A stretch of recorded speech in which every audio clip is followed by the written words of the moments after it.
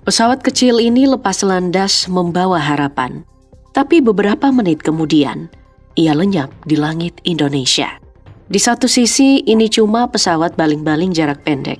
Tapi di sisi lain, ATR 42500 jadi simbol awal dari rangkaian tragedi penerbangan di Indonesia dalam satu dekade terakhir. Hari itu cuaca buruk, awan tebal, komunikasi terputus.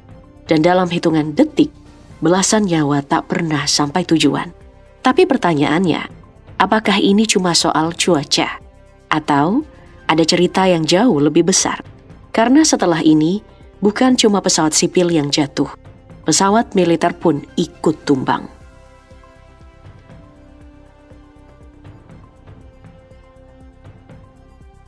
Pesawat ATR 42500 milik Indonesia Air Transport lepas landas pada hari Sabtu 17 Januari 2026 dari Bandara Adi Sucipto, Yogyakarta menuju Bandara Sultan Hasanuddin, Makassar.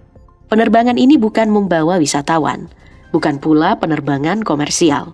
Pesawat ini ditugaskan untuk patroli udara Kementerian Kelautan dan Perikanan. Tapi di tengah perjalanan sesuatu pun berubah. Pesawat ini hilang kontak. Tidak lama kemudian, kabar terburuk datang. Pesawat ini ditemukan menabrak puncak dan jatuh di lereng selatan Gunung Bulu Saraung. Dari 11 nama dalam manifest, 1 orang selamat hanya karena tidak ikut terbang hari itu. Sementara 10 orang lainnya, 7 kru dan 3 penumpang dinyatakan meninggal dunia. Tidak satu pun selamat. Sempat muncul secerca harapan. Keluarga pilot Farhan Gunawan menemukan data pergerakan 13.000 langkah kaki dari perangkat pribadinya. Publik berharap mungkin ada yang masih hidup.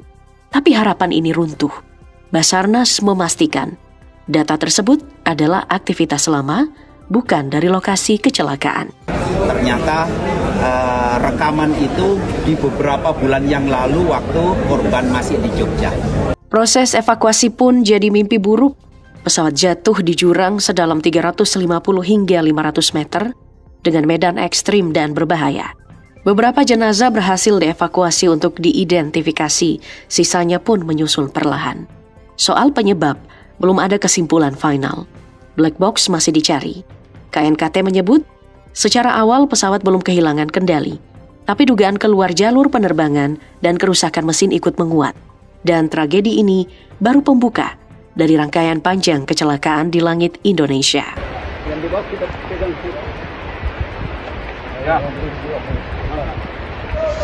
Insiden tragis juga pernah terjadi pada November 2023. 2 pesawat tempur taktis IMB 314 Super Tucano milik TNI Angkatan Udara jatuh di Kecamatan Puspo, Kabupaten Pasuruan, Jawa Timur.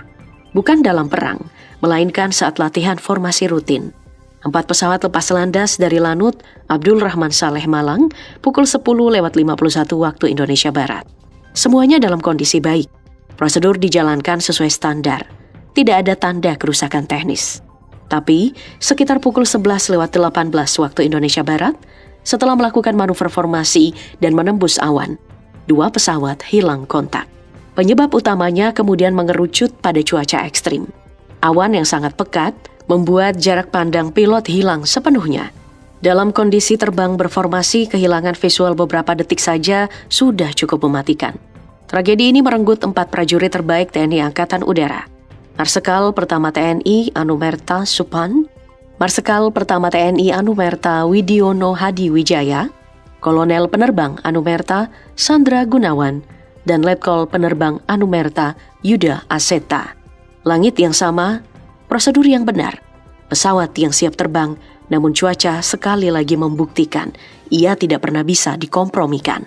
Iki beberapa warga, banyak warga yang sedang berusaha memadamkan apinya, Lur. Lalu pada Juni 2022, pesawat Susi Air jenis Pilatus Porter PC-6 dengan nomor registrasi PKBVM terbang dari Bandara Moses Kilangin Timika menuju Duma, Kabupaten Paniai, Papua.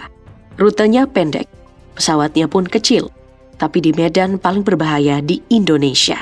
Di tengah perjalanan pesawat ini dilaporkan hilang kontak. Kekhawatiran langsung merebak.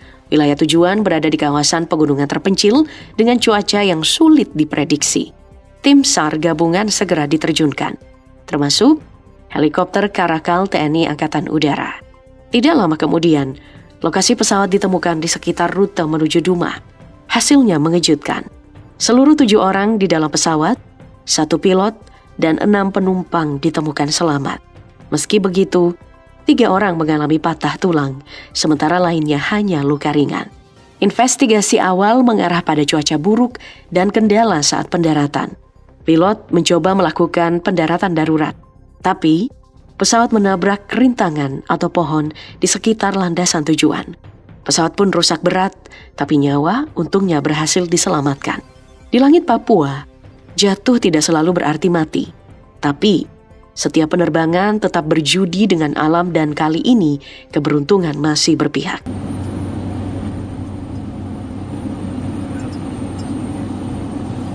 Di Papua seluruh penumpang selamat. Di Jakarta, 62 orang tidak pernah kembali.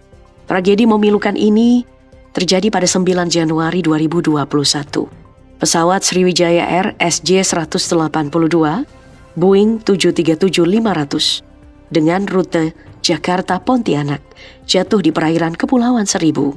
Seluruh 62 orang di dalam pesawat, 50 penumpang dan 12 awak dinyatakan meninggal dunia. Beberapa jam setelah jatuh, salah satu penumpang, Faisal Rahman, seorang YouTuber, sempat mengunggah salam perpisahan di Instagram. Tak ada yang tahu ini akan jadi pesan terakhirnya.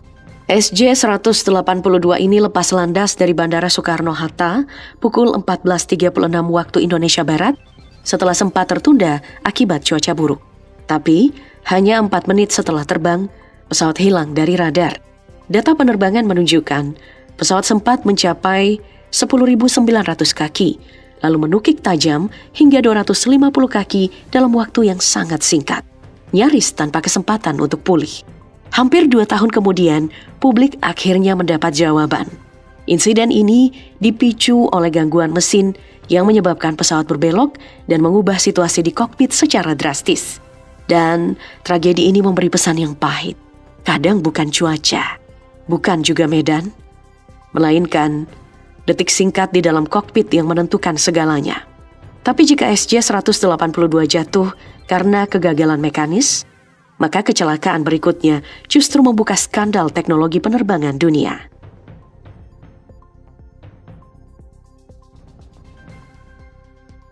Pesawat Lion Air JT610 jatuh di perairan Karawang, Jawa Barat. 189 orang berada di dalam pesawat dinyatakan meninggal dunia. Mereka terdiri dari 179 penumpang dewasa, 1 anak, 2 bayi, 2 pilot, dan 5 kru. Pesawat Boeing 737 MAX 8, pesawat baru ini terbang dari Bandara Soekarno-Hatta menuju Bandara Depati Amir, Pangkal Pinang, pada hari Senin pagi, 29 Oktober 2018. Hanya 2 menit setelah lepas landas, pilot menghubungi Jakarta Control, melaporkan gangguan pada flight control. 13 menit kemudian, pesawat hilang kontak dan tak pernah kembali. Awalnya, publik mengira ini kecelakaan biasa. Tapi waktu membongkar kenyataan yang jauh lebih gelap. Investigasi menemukan 9 faktor penyebab. Mulai dari kegagalan mekanis, cacat desain perangkat lunak, sampai minimnya informasi penting yang diberikan kepada pilot. Di titik inilah, nama Boeing berdiri di pusat tragedi. Sistem MCAS dirancang hanya bergantung pada satu sensor angle of attack, tanpa cadangan. Ketika sensor ini rusak, sistem otomatis memaksa pesawat menukik berulang kali. Lebih fatal lagi, keberadaan MCAS tidak dijelaskan secara jelas dalam manual pelatihan pilot demi mempercepat dan mempermurah sertifikasi pesawat. Pilot JT610 tidak tahu cara mematikan sistem yang sedang membunuh mereka. Sampai tahun 2025, Boeing menyepakati pembayaran denda dan kompensasi bernilai miliaran dolar. Sementara dakwaan pidana pun dibatalkan. Tapi fakta yang menyakitkan, di dalam proses penyaluran ganti rugi, dana santunan sebesar 138 miliar rupiah digelapkan oleh pihak ACT, yayasan yang ditunjuk untuk menyalurkan bantuan. JT610 ini bukan sekadar kecelakaan. Ini adalah momen ketika teknologi, korporasi, dan nyawa manusia bertabrakan dan manusia yang kalah.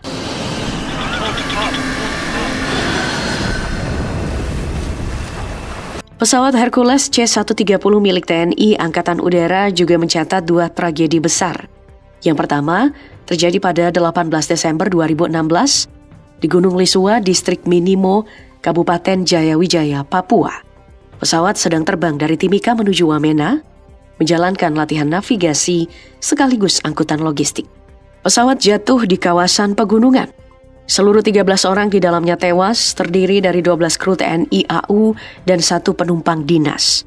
Tapi tragedi penerbangan militer paling kelam terjadi setahun sebelumnya, 30 Juni 2015. Hercules C-130 jatuh di pemukiman penduduk tidak lama setelah lepas landas. 122 orang di dalam pesawat, 12 kru, dan 110 penumpang meninggal dunia. Korban juga jatuh dari warga sipil di darat, sehingga total korban mencapai 141 orang. Investigasi menyebut, salah satu mesin mati sesaat setelah take off. Pilot sempat meminta izin kembali ke pangkalan. Namun, pesawat berbelok tajam, menabrak menara radio, lalu jatuh menimpa bangunan. Tragedi ini memicu tekanan besar agar modernisasi alutsista dipercepat, karena di titik tertentu, ketangguhan bukan lagi soal keberanian terbang, melainkan keputusan kapan harus berhenti untuk memaksakan pesawat tua tetap mengudara.